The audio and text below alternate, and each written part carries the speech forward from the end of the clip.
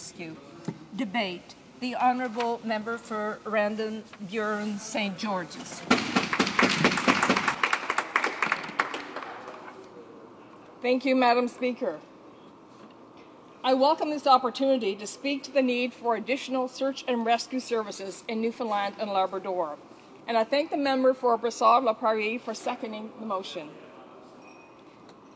And the motion reads again, Madam Speaker, that in the opinion of the House, it is imperative the government move expeditiously to allocate the necessary resources to put in place a full-time, dedicated helicopter fully equipped to search and rescue standards at the airport nearest to offshore oil activity, and that it be available on a 24-hour basis with a crew trained in all aspects of search and rescue.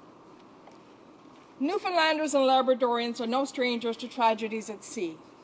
In fact, our history is such that in small fishing communities, there were so many men lost at sea that it was common to find numerous women left to raise large families without the support of a spouse.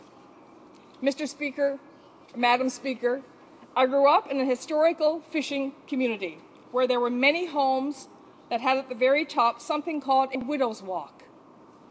When boats went to sea, they were gone for extended periods of time, and no one really knew when they would be returning, because it was usually when there was no more room to put the fish they had caught.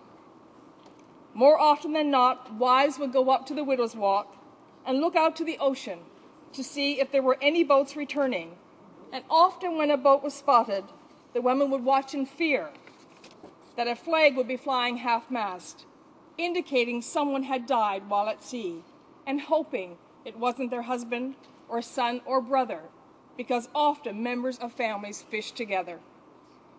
A boat returning was a good sign, Madam Speaker, because so many boats have been lost at sea with all hands, as the local papers would say. Newfoundlanders and Labradorians have a hate-love relationship with the sea. Hate because of how dangerous it can be, and love because it has provided a livelihood for thousands of years through the fishery. Now, in addition to the fishery, many Newfoundlanders and Labradorians are earning a living from the most recent industry we associate with the sea, and that is the oil industry. Contrary to Alberta, where the oil is located on land, the oil resources that Newfoundland and Labrador is known for are located as far away as 350 kilometers offshore.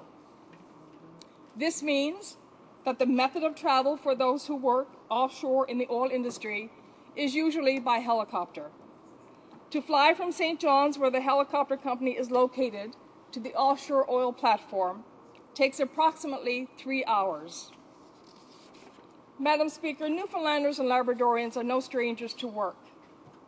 In fact, they are proud, productive people who want nothing more than to earn a living and provide for their families. In fact, Newfoundlanders and Labradorians have traveled in search of work for many, many years. Many went to work building high-rises in New York. More went to Boston. And of course, we all know about the outmigration of Newfoundlanders and Labradorians to provinces like Alberta and Ontario. Always in search of work, is it any wonder that when oil was discovered offshore Newfoundland and Labrador, it was considered a godsend? Not only did it mean employment, but it meant being able to live and work at home, to spend time with your family. It wasn't long, Madam Speaker, before the comfort and satisfaction turned to worry and fear.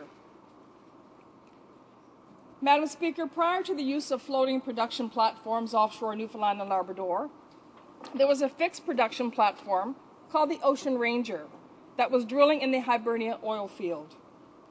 The Ocean Ranger commenced drilling on November 26, 1981, and on February 14, 1982, the Ocean Ranger sank, claiming 84 lives.